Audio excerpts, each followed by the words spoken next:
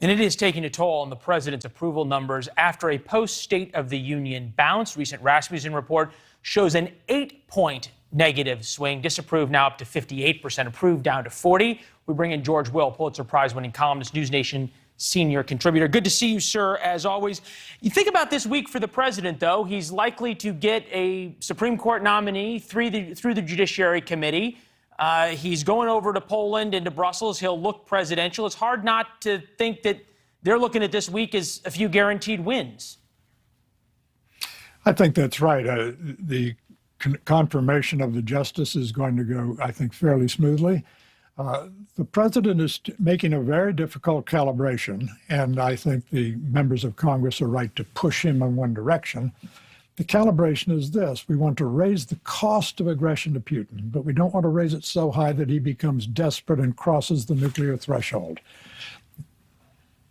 It is, as you point out, a difficult and dangerous calculation, certainly one you don't want to get wrong.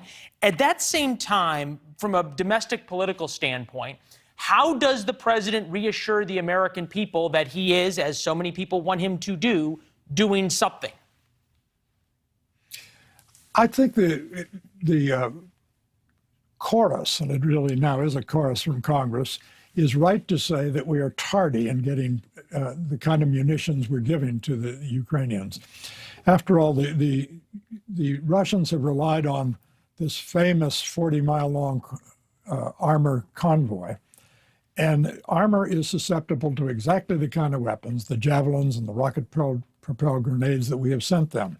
So let them use them, have them in abundance, and raise the cost of all of this.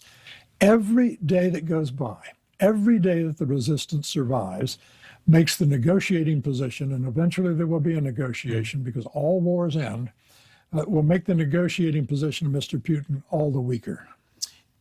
You have to think of the way this works on the international stage, which is President Biden heads to Brussels, then to Poland, meets with the NATO allies, the Polish president. How similar is this, president heading to the battlefield, to FDR at Yalta, seen there with Churchill and Stalin, of all people? How, if you are the White House policy shop, how do you spin this as a win at the end of the week?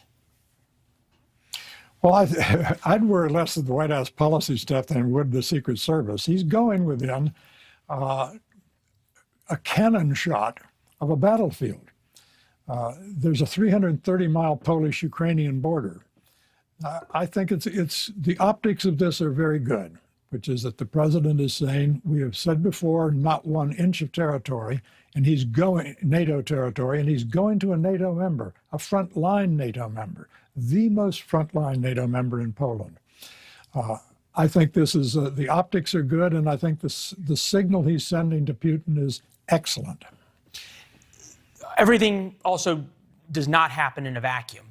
You've got right now the confirmation of the first African-American female justice to the Supreme Court going on. Republicans are still trying to score some points on this. Josh Hawley, junior senator from Missouri. Take a listen.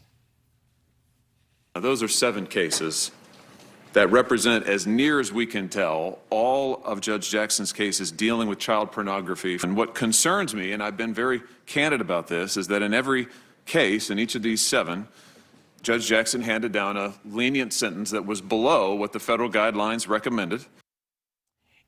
If, as you point out, it appears a fait accompli that Judge Jackson is going to become Justice Jackson, are Republicans on the wrong track here? I think they are. Justice Jackson is going to be unique, less because she's a woman. We've had women justices, less because she's African-American. We've had African-American justices. What makes her interesting to me is that she's been on the other side of the argument against the government. She's been a public defender. There hasn't been someone with public defender credentials on the Supreme Court since Thurgood Marshall left more than 30 years ago. This is a different perspective that I think ought to be represented on the court. That is, someone who has defended people against the government. This is part of the American system, is that everyone deserves criminal defense, and she has seen this from both sides, and I think I think it's frankly a stretch to say that this mother of two daughters is soft on crime. Mr. Hawley arrived in the Senate, Leland, 15 months ago, and he hit the ground running for president. As an 8th grader, Leland, he signed a friend's yearbook, Josh Hawley, President 2024.